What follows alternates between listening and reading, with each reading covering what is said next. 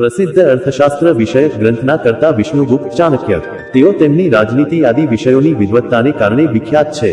કૌટિલ્ય અર્થશાસ્ત્ર નામનો તેમનો રાજનીતિ વિષયક ગ્રંથ વિશ્વના આ વિષયના પ્રાચીન ગ્રંથોમાં અગ્રીમ સ્થાન ધરાવે છે. ચાણક્ય નામ તેમના પિતા ચણકના નામ ઉપરથી પડેલું છે. બુંદેલખંડના નાગૌલદાનગર સમીપના ચણક આધુનિક નાચના ગામના નિવાસી હોવાથી તે ચાણક્ય કહેવાયા એવો પણ એક મત છે. તેમનું કૌટિલ્ય નામ વાસ્તવમાં કૌટલ્ય હોવાનો સંભવ વધારે છે. કુટલના ગોત્રમાં થયેલ તે કૌટલ્ય, તે કુટિલ રાજનીતિ ઉપદેશતા કે આચરતા, તેથી તે કૌટિલ્ય કહેવાતા એ મત યથાર્થ નથી, કેમ કે વિષ્ણુગુપ્ત ચાણક્યે ઉપદેશેલી રાજનીતિ નૈતિકતા વિહોણી કુટિલ નથી. શુદ્ધ સાધ્યને સિદ્ધ કરવા માટેનો થોડોક વક્રમાર્ગ છે. વળી બ્રાહ્મીણ, વાત્સ્યાયન, પક્ષીલ સ્વામી, અંગુલ, વરાણક અને કાત્યાયન વિષ્ણુગુપ્ત ચાણક્યના જ નામ હતા એવું સિદ્ધ થયું નથી. પ્રાચીન ભારતીય અનુશ્રુતિમાં તો તેઓ વિષ્ણુગુપ્ત, ચાણક્ય અને કૌટિલ્ય નામોથી પરિચિત છે.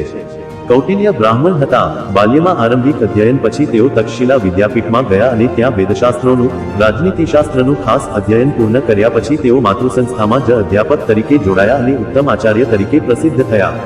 કૌટિલ્યનો સમય રાજકીય ઉથુપાથલનો હતો. ભારતમાં અનેક સ્વતંત્ર રાજ્યો અને ગણતંત્રો હતા. સંકુચિત વિચારસરણીને લીધે આ રાજ્યો અને ગણતંત્રો વેરવિખેર હતા. સંસ્કૃતિની સુરક્ષા અને લોકકલ્યાણ કાજે સંગઠન સાધવાનું કોઈ રાજ્ય કે તંત્ર વિચારતું ન હતું. ભારતની સરહદે ઈરાનનું પ્રબળ સામ્રાજ્ય હતું અને ઈરાનના સામ્રાજ્યને પણ પરાભૂત કરનાર ગ્રીસનો સિકંદર ભારતની સરહદે આવી પહોંચ્યો હતો. તક્ષશિલામાં રહેલા કૌટિલ્યને આ ભયનો અણસાર આવી ગયો હતો. એક કર્તૃત્વશીલ રાષ્ટ્રભક્ત તરીકે ચાણક્યે આ ભય નિવારવા સારું વિદ્યાર્થીઓ અને જનસામાન્યને જાગૃત કર્યા, દેશભક્તોનું સંગઠન કર્યું અને સંસ્કૃતિ રક્ષણાર્થે સૈન્ય તૈયાર કર્યું.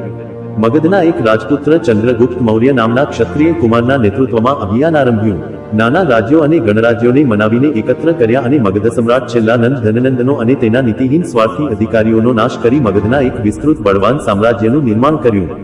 આમ કરવામાં તેમણે બળથી અને કૂટનીતિથી કેટલાક રાજાઓ અને રાજપુરુષોના વધ પણ કરવા પડ્યા. આ સંપૂર્ણ અભિયાનમાં કૌટિલ્ય તો અકિંચન બ્રાહ્મણ જ રહ્યા. ચાણક્ય કે કૌટિલ્યના અભિજન, નિવાસ અને કારકિર્દી વિશે અનેક લોકમાન્યતાઓ પ્રચલિત છે. તેમાંની કેટલીક ઐતિહાસિક તથ્ય પર આધારિત છે. ચાણક્યના પૌરુષભર્યા વ્યક્તિત્વ તેમજ તેમની ગાઢ વિદ્વત્તા અને રાષ્ટ્રપ્રેમ માટે કોઈને શંકા નથી.